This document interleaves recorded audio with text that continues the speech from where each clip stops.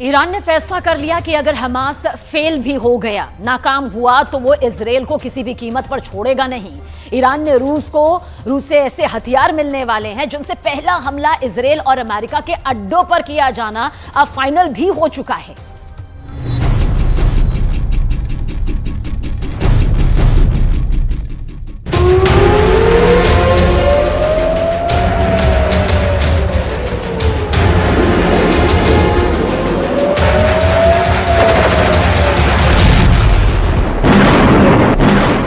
पश्चिम Asia जल रहा है और अब इस आग में नए शोले भड़काने का साजो सामान तैयार हो चुका है। इजराइल और अमेरिका के लिए बहुत बुरी खबर ईरान से आई है। ईरान को मिलने जा रहा है सुखोई 35 फाइटर जेट और Mi-28 अटैक हेलीकॉप्टर। रूस से दोनों हथियार मिलने जा रहे हैं। इसके अलावा रूस से ईरान को याक 130 ट्रेनर जेट भी मिलेगा, जिससे ईरान के फाइटर पायलट्स की ट्रेनिंग और बेहतर हो जाएगी। सवाल है कि ये ताकत मिलने के बाद अब इजराइल से कैसे टकराएगा ईरान। पश्चिम एशिया में ईरान की फाइटर गोलाबंदी शुरू हो चुकी है।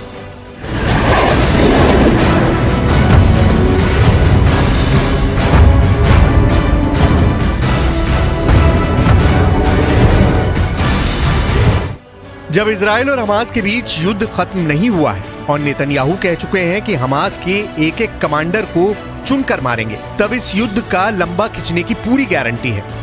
गाजा की आग कैसे पूरे पश्चिम एशिया को जला सकती है, इसका 1 महीने का ट्रेलर पूरी दुनिया ने देखा है। 15,000 लोगों की मौत तो सिर्फ शुरुआती कही जा सकती है, क्योंकि इजराइल का बॉम्बिंग मिशन अब गाजा से निकलकर बाहर भी जा सकता है और इसका सबसे बड़ा टारगेट अगर कोई बन सकता है तो वो है ईरान और साथ में वो मिलिशिया जो ईरान के साथ है।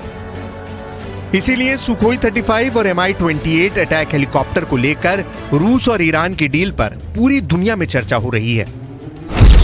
सवाल है कि सुखोई 35 जैसे लॉन्ग रेंज फाइटर के टारगेट पर कौन सा देश होगा? क्या इस फाइटर जेट के टारगेट पर खाड़ी में अमेरिका के अड्डे होंगे या फिर ईरान अब इजराइल पर हमले के लिए तैयार हो रहा है?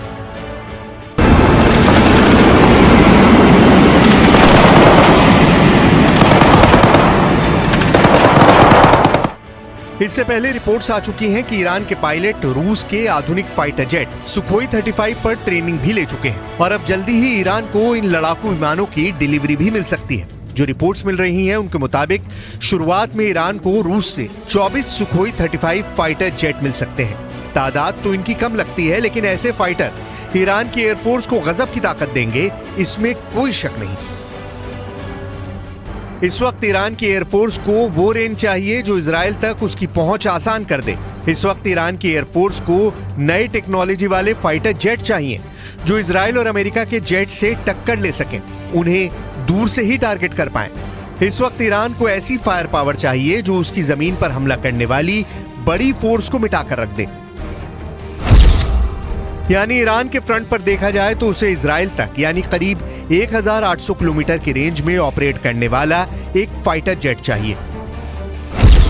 सुखोई 35 के आने से ईरान की जरूरत काफी हद तक पूरी हो जाएगी। साथ में उसे अपने समुद्री मोर्चे पर घुसपैठ करने वाली फोर्स को रोकने के लिए अटैक हेलीकॉप्टर भी चाहिए।